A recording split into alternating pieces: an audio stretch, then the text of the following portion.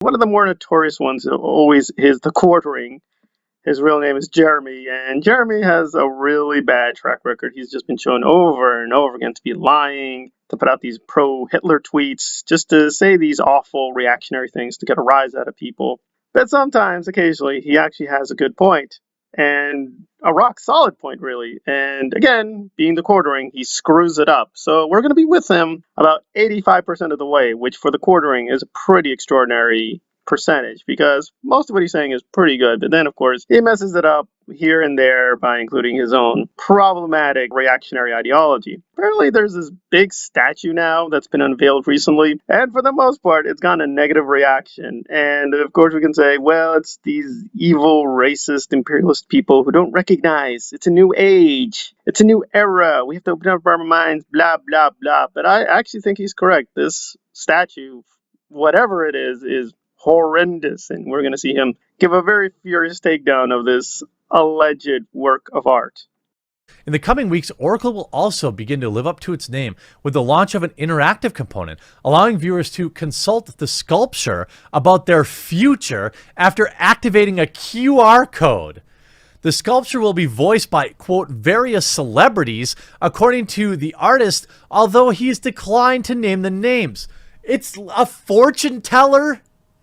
This is a fortune. Look, obviously, I mean, this may come as a shock to you, but I'm not black. But many of the people dunking on this are. How you be looking at your phone at 3:30 a.m. when you're half asleep. These edibles ain't garbage 10 minutes later. I mean, the artist is... what is this? I don't understand. And then you see people putting out, the white man will try to satisfy us with symbolic victories rather than economic equality and justice. Malcolm X, of course. African culture, talking about that. It's horrifyingly ugly and stupid because there is no such thing as African culture. Way too many countries, way too many cultures, way too many tribes, way too many complex histories to bundle up in just one thing. Really trying to say that Egypt, South Africa, Libya, you go through the list, Chad, Rwanda, Uganda, everything, it's all one culture, is to show huge amount of ignorance of these countries, their histories, the people in it. I mean, Charlize Theron is African. She doesn't look like this. South Africans who are white are African. You may not believe that, but they are. Indians, Chinese people, yeah, there are Chinese people in Africa. They don't look like this. Clearly, the black artist behind this had a very bizarre idea. And he's African American. He's not even African himself. I guess this is how he thinks of Africa. Africa is kings and queens and priests and people dressed like this and weird togas and whatever. And you're like, what does this have to do with anything at all? It's just eye-gougingly stupid on so many levels. Now, I myself am actually very tolerant of postmodernism in many forms. I think in terms of novels, it's actually done a lot of good work. And in some places in philosophy, you have to be careful where it actually can be potentially very powerful and actually be useful. But for the most part, I actually go with the conservatives on this, like Roger Kimball, who edits the New Criterion. And he's very ruthless to how it's basically destroyed the art world in sculptures and paintings. I'm sort of going halfway with him because, yes, in sculptures, they don't even look like anything anymore. They're just terrifyingly stupid. But in some cases, I think in paintings, it's actually really useful and interesting. And if you look at some film artists, they take a lot of cues from that. And I think actually those things are interesting. You look at the work of David Lynch. There's a lot of interesting back and forth in terms of postmodern paintings and his work. But yeah, I think this one is not that. It's not a very sophisticated work of art. It's not an intelligible work of art. It's just really vicious and stupid. It's just really viciously stupid on many levels. That being woke is like awesome and everything, I'm told, but literally what? Like, this is an African statue. And for like, comparison, look how tall these flagpoles are and how small the people are. This looks like it's a couple 100 feet tall. Now that's a statue. This, I don't know what this is. I would disagree with the quartering a little bit in terms of his endorsement of the other alleged African statue. Do you even know it is African?